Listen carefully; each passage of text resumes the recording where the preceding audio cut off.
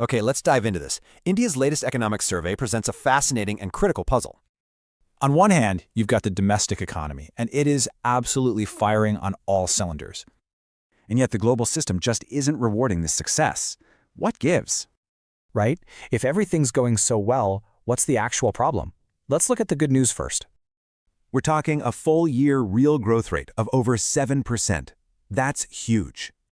Plus, its first major S&P credit rating upgrade in almost 2 decades. And get this, the fiscal deficit has been slashed by more than half since 2021. So here's the paradox.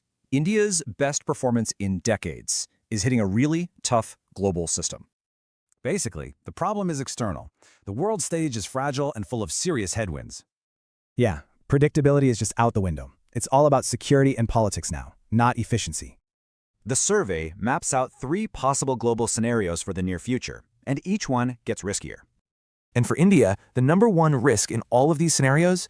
Disrupted capital flows. Which brings us to an internal diagnosis. You see, strong fundamentals just aren't enough anymore. They use this idea called the power gap index. Basically, India isn't punching at its full weight. And its score is negative 4.0.